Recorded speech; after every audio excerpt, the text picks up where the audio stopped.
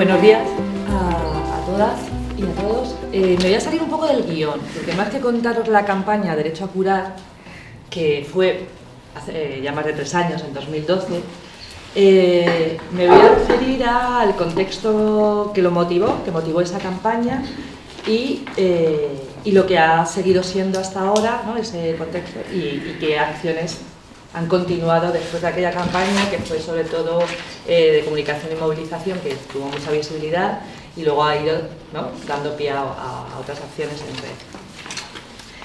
red. Bueno, supongo que más o menos todo el mundo estamos familiarizados de que estamos hablando, que pasó en 2012, ¿no? En 2012 se aprobó una reforma sanitaria que tocó todos los palos, ¿no?, de la sanidad y de la noche a la mañana nos encontramos en un país muy diferente al que habíamos vivido y no lo sabemos, pero lo que nos encontramos es que de repente pues, se transformó sin debate parlamentario ni político ni social nuestro modelo sanitario y el principal principio, valga la redundancia, rector que le venía caracterizando, que es ese principio de universalidad, ¿vale?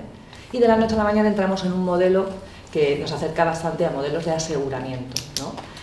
Ya no es por el hecho de ser persona, que estás en España, a veces en España tienes ese derecho a la sanidad, sino que se te tiene que reconocer, el Instituto de la Seguridad Social te reconoce que seas persona con derecho, ¿no?, a ser asegurada o beneficiaria.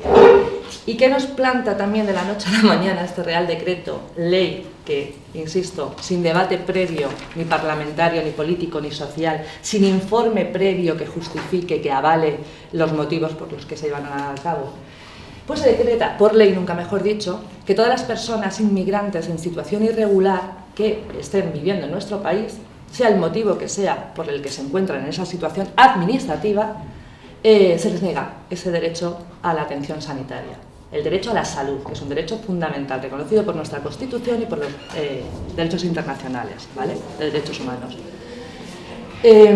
Bueno, afortunadamente el decreto se publica en abril y no son tan bestias de que se aplique esa exclusión sanitaria de un día para otro. Nos dieron abril, mayo, junio, julio, agosto, 5 meses de margen, ¿no?, de plazo para que, bueno, pues las personas regularizaran su situación o asumieran que se quedaban fuera del sistema sanitario, ¿vale? Realmente fue a partir de septiembre del 2012 cuando entró en vigor esa disposición del Real Decreto.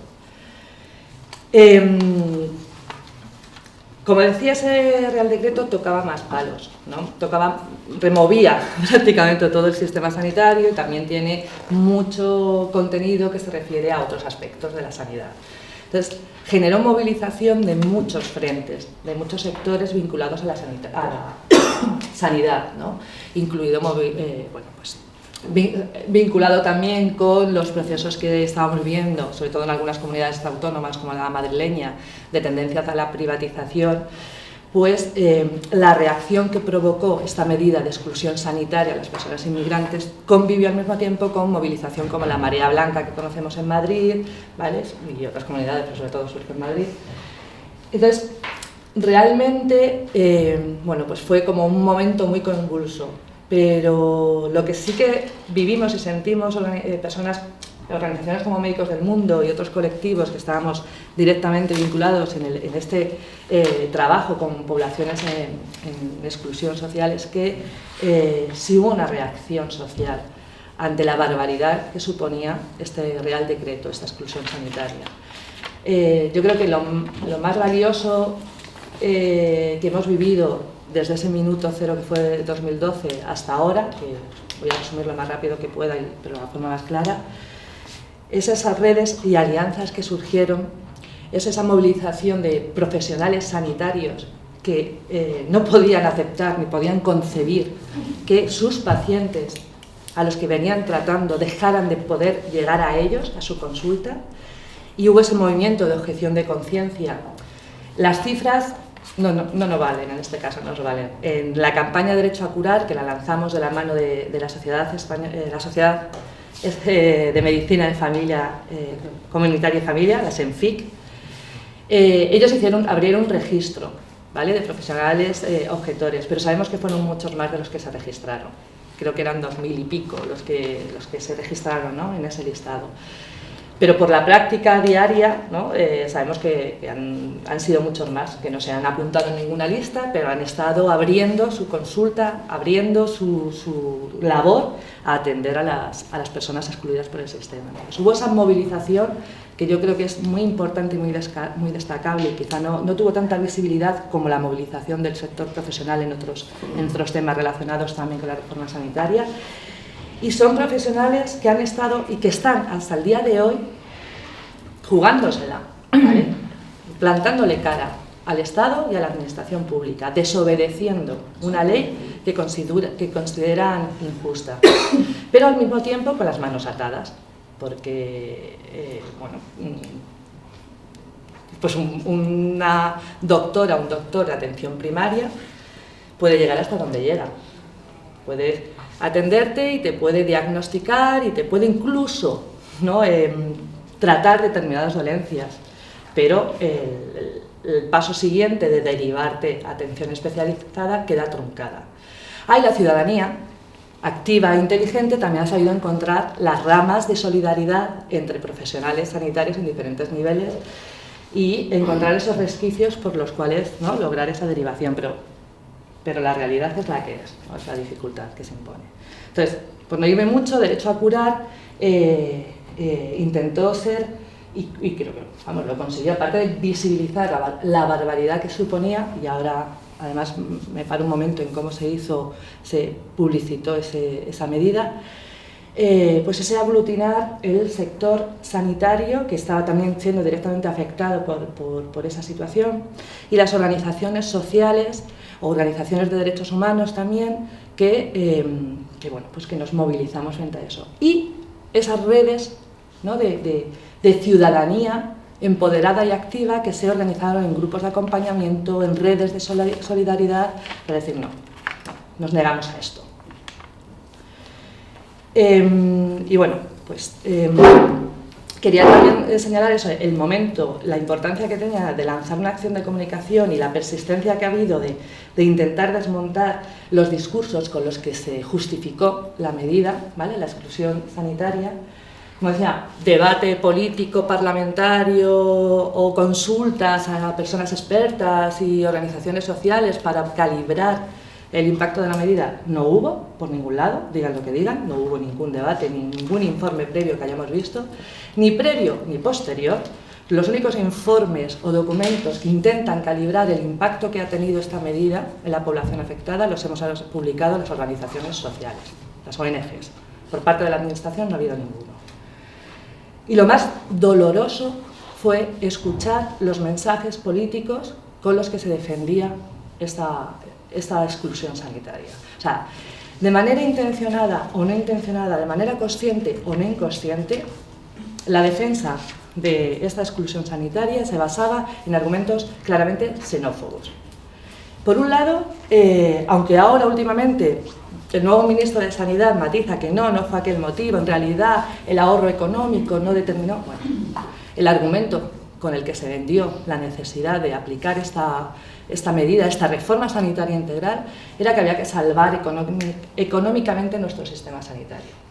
Y la medida que se les ocurrió para ahorrar dinero era, pues eso, aplicar un sistema en el que cientos de miles de personas quedaban fuera del sistema. ¿Por qué las personas inmigrantes? Bueno, pues mañana a lo mejor, y de hecho estuvieron a punto también, pero se modificó en una fase bastante temprana del Real Decreto, pero inicialmente las personas en paro de larga duración también habrían quedado fuera. Bueno, ¿y si mañana se decide que es que las personas mayores, como ya empiezan a tener enfermedades crónicas, que son las que están saturando el sistema, también decidimos que se paguen su seguro privado y queden fuera del sistema? Bueno, pues los únicos argumentos con los que se sostenían que tenían que ser las personas inmigrantes en situación irregular empezaron, o sea, se basaban en justificaciones claramente xenófobas, venidas de portavoces políticos, con responsabilidades políticas, y que vinculaban muy directamente, pues lamentablemente, con un sentir social, con lo cual, a nivel de una parte de la sociedad española, es bastante aceptable. Y a día de hoy, por desgracia, ese discurso se mantiene.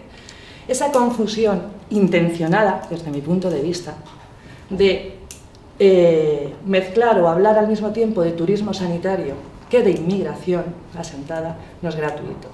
De ese discurso que deja caer y alude a un supuesto abuso, ¿no? a lo caro que resulta el abuso de nuestros recursos sanitarios que tantos esfuerzos nos cuestan, ¿no? a través de nuestros impuestos, se mantienen hasta el día de hoy. Es un discurso político que hoy por hoy se sigue utilizando para defender la exclusión de las personas inmigrantes, ¿no?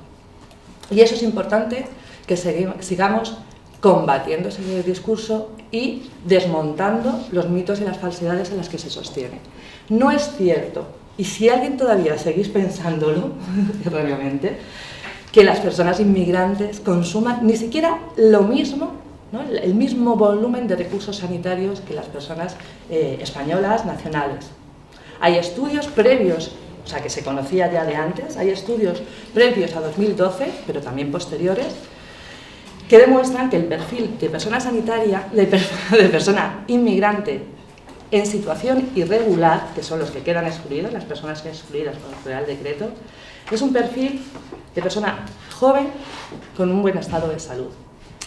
Porque no vienen a curarse, vienen a abrirse camino en la vida, vienen a construir un proyecto de vida. Y para eso necesitas estar sano, necesitas estar fuerte. Y eres una persona habitualmente joven. Pero aparte de eso, si ese perfil demográfico no da pistas, hay estudios estadísticos, ¿vale? En catas y muy concretos, o sea, ojalá hubiera más bibliografía respecto de ese perfil en España, pero las que hay coinciden con los estudios que hay a nivel internacional, que además de por ese perfil demográfico que os dibujo, es que además por usos y costumbres, o como lo queramos llamar, acuden menos a los recursos sanitarios que la población española. Con lo cual, esa sobrecarga que supone la inmigración en situación administrativa irregular, esa sobrecarga en nuestro sistema no es un argumento válido, no es un argumento que se sostenga. Y frente a esos mitos y a esos argumentos falsos y esas falacias, es a lo que se lanzó, ¿no? La campaña Derecho a Curar, tratando de desmontar todos esos mitos. Yo quería preguntar antes lo del papel, porque como no he traído presentación, pero no quiero que se me olvide, como no da tiempo a explicar todo, ni entre las dos creo que podemos sacar todos los detalles, yo os voy a apuntar a algunos recursos audiovisuales que sacamos en su día, tanto nosotros, tanto Médicos del Mundo como otras entidades. Leyes que Matan se basa en un documental que se titulaba... ¿Cómo se titula? Me había olvidado. Luego os lo anoto, que me va a venir enseguida, ¿vale? Pero a partir de ese documental hicimos varias piezas describiendo exactamente o desmontando todos esos mitos. El mito del abuso sanitario,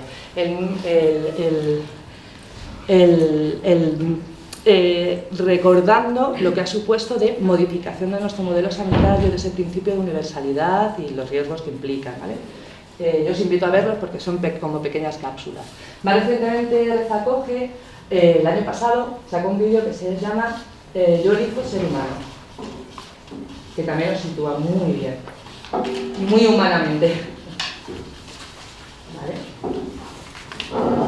Entonces, Derecho a Curar lanzó esa campaña de movilización de diferentes sectores. Tú me vas avisando si me... Sí, no te ¿vale? preocupes. De diferentes sectores, como decía, profesionales sanitarios, organizaciones sociales, ciudadanos de a pie, ciudadanía, y todo ese momento de visibilidad. Pero más allá, digamos, de lo que ven las cámaras, de lo que es esa campaña de comunicación pública, lo importante es cómo se fueron tejiendo también redes de trabajo, redes y plataformas a nivel autonómico, entre diferentes colectivos y organizaciones para seguir reivindicando y haciendo incidencia política para frenar esta barbaridad. Con escaso éxito, porque ahí la tenemos todavía en vigor, pero digamos que no ha caído en saco roto toda esa labor. Yo quiero también recordar, dejar constancia, pero se nos olvida, desde que se publicó y se puso en marcha esta norma estatal, las propias comunidades autónomas, los gobiernos autonómicos, comenzaron a reaccionar. ¿Por qué? Porque al final son quienes gestionan los recursos sanitarios y quienes tienen que gestionar el drama humano que se les avecinaba y que se les ha impuesto. Y por decirlo de la forma más bestia, más cruel y más real, porque ninguno de estos gobiernos autonómicos querían un muerto a sus espaldas. Y los ha habido, por desgracia, los ha habido, ¿vale? Entonces, desde 2012 las comunidades autónomas empiezan a reaccionar. Y entonces, ¿qué nos encontramos? Pues nos encontramos ahora mismo que en el Estado español tenemos una diversidad de situaciones y de normativas autonómicas que regulan el acceso a la atención sanitaria, lo que nosotros llamamos un mapa de parches, que ninguno por sí solo soluciona el drama que ha generado el Real Decreto. Palían, ¿no? Son paliativos la situación en el contexto autonómico, y eso no ha ocurrido después de las elecciones de mayo pasadas solamente. Ya desde 2012 hubo como 10 comunidades autónomas que buscaron diferentes formas de abrir ese acceso a la atención sanitaria. Las más destacables serían Andalucía y Asturias, que decidieron seguir como habían estado hasta ese momento, seguir en el sentido de acceso en igual condiciones, ¿vale? Digamos que eran las objetoras y rebeldes por excelencia al Real Decreto. En Navarra se consiguió también una ley foral que restituía la legislación previa de 2012, pero tuvieron ahí periodos de suspensión porque también estaban pendientes de que el Tribunal Constitucional dirimiera un recurso presentado por el Gobierno, pero al final se aprobó también la legislación que ampara el acceso universal. Luego tenemos otro corpus así de comunidades autónomas, entre las que cabe señalar, curiosamente, Galicia, gobierno del Partido Popular, que crearon lo que nosotros, por simplificar, llamamos programas especiales, que no es un término muy adecuado, pero es como simplificamos las diferentes programas de salud pública y protección social, salud, ¿vale?, en diferentes comunidades autónomas, que pues intentaban eso, abrir el acceso a las personas inmigrantes que han quedado fuera de la atención sanitaria y sin recursos económicos. ¿Qué pasa en la realidad? Bueno, pues que los requisitos que se exigen para poder acceder a esos programas tampoco son barreras fáciles de salvar, ¿vale? Tampoco están resultando eficaces a la hora de garantizar ese derecho universal a la sanidad. Por eso son paliativos, pero hasta cierto punto sobre todo han sido campañas de promoción o campañas políticas de los respectivos gobiernos, que era muy bien anunciar, mira nosotros qué respetuosos somos con el derecho humano a la salud, pero luego la voluntad política de esos respectivos gobiernos autonómicos ha dejado que desear. Y esas redes y plataformas y organizaciones sociales, ¿no?, trabajando en conjunto a nivel autonómico, han estado constantemente denunciando esta realidad, reuniéndose con los gobiernos autonómicos que les han dejado reunirse, haciendo informes, publicando el impacto de la medida en sus diferentes contextos, yendo a los medios de comunicación, haciendo actos de calle y, sobre todo, como decía antes, ese trabajo en red de acompañamiento y de solidaridad para intentar encontrar soluciones a los casos que encontraban de personas que de verdad, de una manera grave y urgente, necesitaban una atención a sus problemas de salud. Después de las elecciones de mayo se han multiplicado, son aún más ahora, son como 5 comunidades más las que reconocen el acceso universal, ¿vale? Valencia, además a través de una ley autonómica, las otras comunidades, Aragón, Cantabria y Baleares, mediante otras normas de rango menor, ¿vale?, instrucciones sobre todo, de lo cual nos alegramos mucho, ¿no?, de que se amplía ese contexto, ese frente político, como lo queremos llamar, en defensa de restituir el acceso universal, pero no nos engañemos, seguimos en ese panorama de desquiciamiento, dependiendo en qué comunidad autónoma estés, las personas tienen más derechos o menos. ¿Y cuál ha sido la actitud o la posición que desde el Estado central, desde el Ministerio de Sanidad, se ha mantenido? Bueno, pues como os decía, en 2012 fue esa defensa bastante vergonzosa de los motivos por los que llevaban adelante, se aplicaba esta medida de exclusión sanitaria, en la que se han mantenido hasta prácticamente hace 2 días. El último año, con el nuevo ministro, como os decía, al menos ha habido una posición de aceptar que la norma habrá que revisarla y se han inventado una medida que pondrá freno al impacto y a las consecuencias que está teniendo la aplicación del Real Decreto. Curiosamente es una medida que se anunció así, de aquella manera, sin presentar ningún documento, sino dando así pinceladas, el día, ¿cómo fue? El 30 de abril, si me acuerdo. Sí, 30 de abril. Como a 3 semanas, una cosa así, si no recuerdo mal, de las elecciones autonómicas. Pero fue casualidad. Estábamos en vísperas de Semana Santa, por eso debió ser 30 de abril. Pero fue una casualidad, no tenía nada que ver con el contexto electoral. Y no se volvió a escuchar, no hemos conocido un documento donde describa en qué consistía esta medida, y se comprometió a que se iba a llevar a las comunidades autónomas a negociar. Bueno, a día de hoy seguimos sin saber en qué se va a concretar esa supuesta medida que va a paliar el dolor y el sufrimiento que está causando el Real Decreto de 2012. Y hablando de dolor y sufrimiento, tan grave es no tener acceso al médico. Pues si tienes un constipado, tú vas a la farmacia y seguro que te venden pues un antigripal o lo que sea. Bueno, estamos hablando de personas, en muchos casos. Primero, me gustaría señalar que cuando pensamos en personas en situación administrativa irregular, seguro quienes estáis aquí conocen, o sea, lo que voy a decir lo conocéis mejor que yo, inmediatamente estamos pensando en personas que acaban de llegar. Yo no voy a establecer diferencias, ¿vale? Para mí, quiero decir, todas tienen el mismo derecho humano a la sanidad universal. Pero para que veáis también cómo se juega con el discurso y los estereotipos y cómo esta reforma sanitaria hay que verla en el contexto también de las políticas de inmigración que se han llevado durante los últimos años, no solo este gobierno, sino también gobiernos anteriores.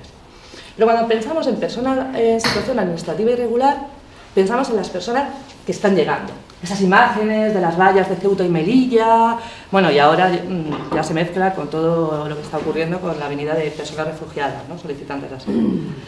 Pero se nos olvida que esta medida también afecta a personas, a familias que estaban perfectamente asentadas durante años en nuestro territorio, en nuestro país, que son vecinos y vecinas nuestras, que en muchos casos incluso tenían su permiso de residencia en vigor durante un montón de tiempo y de años, porque tuvieron trabajo, estuvieron cotizando a la Seguridad Social como nosotros y como nosotras, y han sufrido una situación de situación administrativa irregular sobrevenida.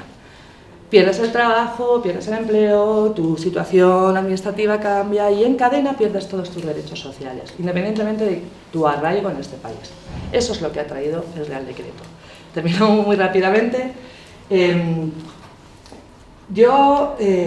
Como os decía, no ha habido mayor informe sobre lo que ha supuesto ese impacto, de cuántas personas son afectadas. Bueno, aunque hubieran sido tres personas las que han sufrido las consecuencias del Real Decreto, se vulnera el marco de derechos humanos al que estamos sujetos, ¿no? España como una sociedad, una democracia occidental que se guía por las normas internacionales de derechos humanos. Pero a modo así, como de ejemplo, os voy a citar un informe que hemos publicado en diciembre, la red de denuncia y resistencia al Real Decreto, REDER, os lo escribo también, que agrupamos plataformas y redes que estamos trabajando en diferentes comunidades autónomas. El informe lo presentamos el 17 de septiembre, os mandaré si queréis el enlace para que lo podáis compartir con las personas asistentes. Bueno, pues entre el 1 de julio de 2014, el 1 de enero de 2014, perdón, y el 31 de julio de 2015, poco más de un año, hemos registrado nosotras, entre esas organizaciones, más de 1.500 casos. No es una muestra estadística, porque ¿en qué se basan esos casos registrados? Pues en la capacidad que las organizaciones sociales tenemos de hacer esa labor de documentar al tiempo que está sobre todo haciendo la labor fundamental, que es el acompañamiento a las personas que vienen a ti solicitando. En poco más de un año, 1.500 personas en prácticamente todas las comunidades autónomas. Y nos encontramos que, bueno, lo que muestra es lo que venimos 3 años diciendo las diferentes organizaciones y movimientos sociales que nos estamos oponiendo al Real Decreto. Que no solo las personas que por ley quedan excluidas del sistema, es que sigue habiendo menores de edad que no son atendidos, a los que se les pone infinidad de trabas para conseguir la tarjeta sanitaria, cuando en realidad ni siquiera deberían necesitar la tarjeta sanitaria para ser atendidos y atendidas. Mujeres embarazadas que también están teniendo dificultad para que se les reconozca el derecho que esa ley les ampara de seguimiento y de atención a su embarazo, ¿vale? Y infinidad también, y más de 200 y pico incidencias cometidas en los servicios de urgencias, que es la otra de las excepciones que contempla el Real Decreto. Si ni siquiera esas 3 excepciones que el Real Decreto ampara siguen sucediendo, ¿cómo podemos esperar que realmente esa medida nueva que todavía se está inventando el Ministerio en qué va a consistir va a paliar los efectos que de facto provoca la exclusión sanitaria? Tenía muchas más cosas que contaros, pero... Muchas gracias, Eva.